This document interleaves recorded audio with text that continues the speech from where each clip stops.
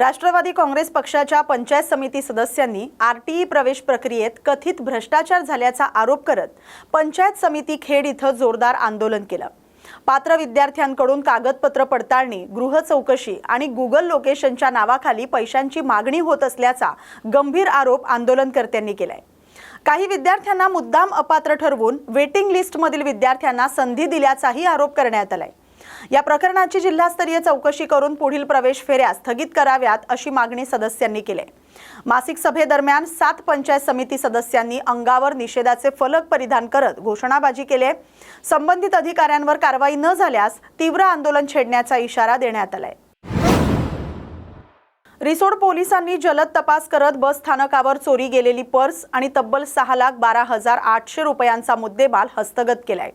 सुनंदा धांडे या रिसोड बस स्थानकावर आल्या असताना त्यांच्या पर्समधील सोन्याचे दागिने, मोबाईल आणि रोख रक्कम चोरीला गेली होती।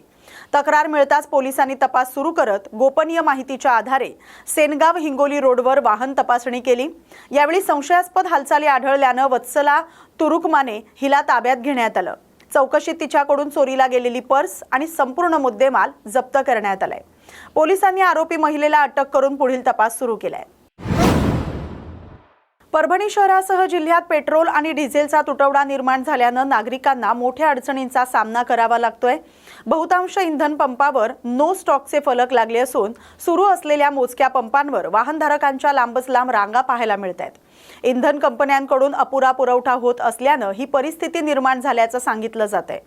या टंचाईचा परिणाम दुचाकी, चारचाकी वाहनधारकांसह अत्यावश्यक सेवांवरही होतोय।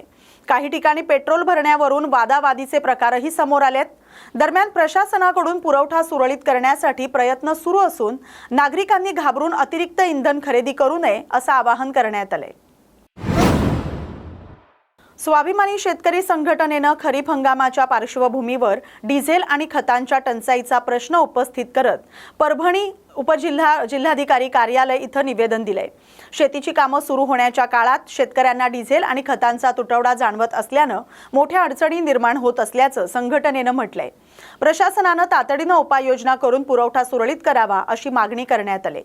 दरम्यान मागण्यांकडे दुर्लक्ष झाल्यास संपूर्ण जिल्ह्यात चक्काजाम आंदोलन छेडण्याचा इशाराही संघटनेच्या वतीनं देण्यात आलाय। शेतकरी संघटनेच्या वतीनं जिल्हाधिकारी यांना निवेदन देण्यात आलेलं आहे की जिल्ह्यामध्ये पेट्रोल आणि डिझेलसाठी शेतकऱ्यांना लांबच लांब रांगा लागत आयडी कंपल्सरी केल्या जाते।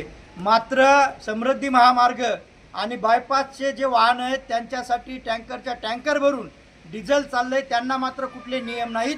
शेतकऱ्यांना फक्त नियम दाखवा म्हणून हे केल्या जातंय। तर हे सगळं बाजूला ठेवून कोणत्याही तालुक्यामध्ये 4-2 पंप असे करा जे शेतकऱ्यांसाठी, शेतीसाठी डिझेल त्यातला आरक्षित करा। आणि दुसरी गोष्ट, आता पेरणी तोंडावर आहे, मोंढ्यामध्ये शेतकरी खतासाठी गेलेला असताना व्यापाऱ्याच्या दुकानात, गोदामात खत असून सुद्धा त्यांना खत दिल्या जात नाही। डीएपी जर मागितला तर 1350 रुपयाची डीएपीची बॅग 1800 आणि 1900 रुपयाला व्यापारी विकत आहेत। हा खताचा काळा बाजार सुद्धा तात्काळ बंद झाला पाहिजे। शेतकऱ्यांना डिझेल आणि खत तात्काळ उपलब्ध करून द्या, अन्यथा स्वाभिमानी शेतकरी संघटना संपूर्ण जिल्ह्यामध्ये चक्काजाम आंदोलन केल्याशिवाय थांबणार नाही। हा इशारा आम्ही जिल्हाधिकाऱ्यांना आज दिलेला आहे। 12-8 ही आम्ही रद्द करायला सांगितलेली आहे आणि प्रत्येक तालुक्यामध्ये 1-2 पंप असे द्या जिथून फक्त शेतीच्या कामासाठी डिझेल तिथं आरक्षित केल्या जाईल आणि जेणेकरून कॅनामध्ये मारामार होणार नाही शेतकऱ्यांची।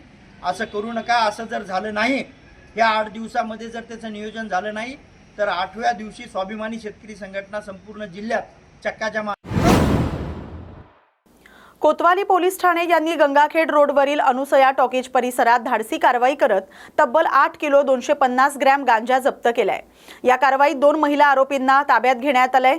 जप्त अंमली पदार्थांची किंमत सुमारे 1,65,000 रुपये असल्याची माहिती पोलिसांनी दिली आहे। गुप्त माहितीच्या आधारे पोलिसांनी सापळा रचून संशयित महिलांची तपासणी केली असता त्यांच्या बॅगेत खाकी टेपनं पॅक केलेले गांजाचे पुडे आढळून आले। यानंतर सीमा दस्तगीर शेख आणि रूपा माधव अंबाडे यांना ताब्यात घेण्यात आले। या प्रकरणी एनडीपीएस कायद्यान्वये गुन्हा दाखल करण्यात आलाय। पुढील तपास सुरू आहे। या कारवाईमुळे शहरातील अंमली पदार्थ विक्री करणाऱ्यांमध्ये खळबळ उडाली आहे। पूर्णा नदी परिसरात सुरू असलेल्या अवैध वाळू उपशावर पोलिसांनी मोठी कारवाई केली आहे।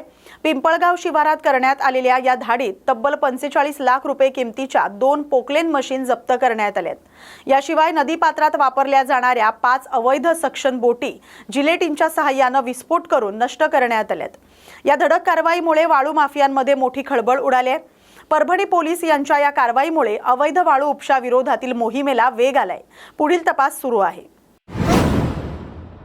महाराष्ट्र नवनिर्माण सेनेनं चांडवे टोल नाका इथं लावण्यात आलेल्या फलकांवर मराठी भाषेला दुय्यम स्थान दिल्याचा आरोप केलाय। फलकांवर प्रामुख्याने इंग्लिश आणि हिंदी भाषेचा वापर करण्यात आल्यानं मनसेनं नाराजी व्यक्त केली आहे।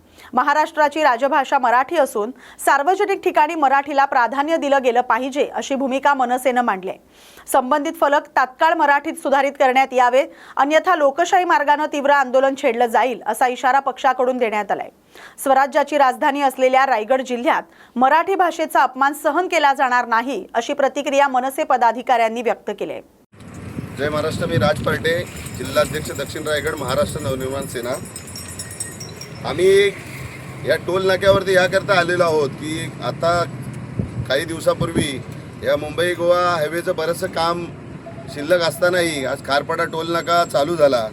त्यामुळं हा आमच्या हद्दीत महाड तालुक्यात येणारा टोल नाका, तर आमची अशी मागणी आहे की जोपर्यंत इंदापूर बायपास आणि माणगाव बायपासचं जोपर्यंत काम पूर्ण होत नाही तोपर्यंत हा टोल नाका चालू होऊ नये आणि नागरिकांना जोपर्यंत सुविधा मिळत नाही, 1.5 2 तास, 8 10 तास जेव्हा इंदापूर आणि माणगावला लोक तिकडे अडकून बसतात, तर आम्ही कोकणवासीय आणि रायगडवासीय आम्ही ह्या टोलला विरोध करतो।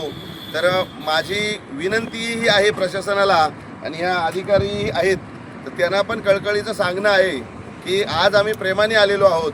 जोपर्यंत इंदापूर आणि माणगाव बायपासचं काम पूर्ण होत नाही तोपर्यंत हा टोल नाका चालू करायचा नाही असं आमचं महाराष्ट्र नवनिर्माण सेनेचं तुम्हाला सांगणं आहे। जर तुम्ही हे सगळं असंच असताना, सुविधा नसताना, तासनतास ट्रॅफिकमध्ये लोक असताना जर तुम्ही टोल नाका चालू केलात तर इथे महाराष्ट्र नवनिर्माण सेना उग्र आंदोलन करेल। तसेच ज्या पाट्या लावल्यात त्यात इंग्रजी आणि हिंदी, मराठी गायब केलेले आहेत, ते 10 दिवसाच्या आत जर आम्हाला पत्र रूपात किंवा किती दिवसात बदलताय त्याचं लेखी रूपात देऊन ते बदली नाही केलं तर हे बोर्ड एकही ठेवणार नाही, सगळी बोर्ड तोडून टाकणार, सगळी बोर्ड फोडणार। गडचिरोली पोलिसांनी बनावट चलनी नोटा छापणाऱ्या मोठ्या रॅकेटचा पर्दाफाश करत 4 आरोपींना अटक केली आहे। या कारवाईमुळे जिल्ह्यात मोठी खळबळ उडाली आहे। बँक ऑफ महाराष्ट्राच्या ATM डिपॉझिट मशीनमध्ये 100 रुपयांच्या 21 बनावट नोटा जमा झाल्यानंतर हा सगळा प्रकार उघडकीस आलाय। पोलिसांनी CCTV फुटेजच्या आधारे तपास करत नागपूरमधील त्रिमूर्ती नगर परिसरातील एका फ्लॅटवर छापा टाकला।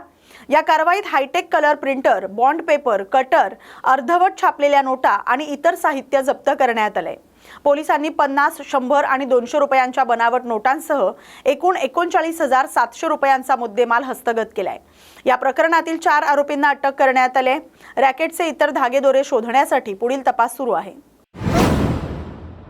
नागपूरमध्ये लग्नाचं आमिष दाखवून 25 वर्षीय तरुणीवर जबरदस्तीने शारीरिक संबंध प्रस्थापित केल्याची गंभीर घटना उघडकीस आली।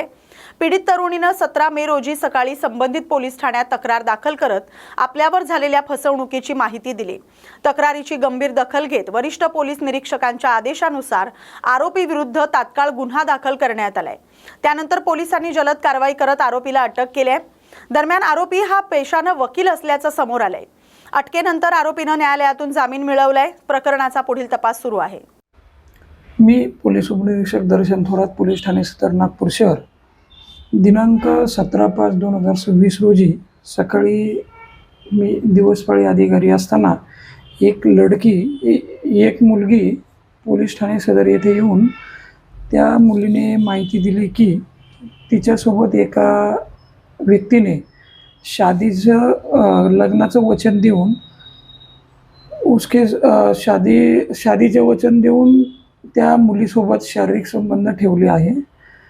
यावरून अशी माहिती मिळाल्यावरून आम्ही वरिष्ठ पोलीस निरीक्षक यांना याबाबत माहिती दिली।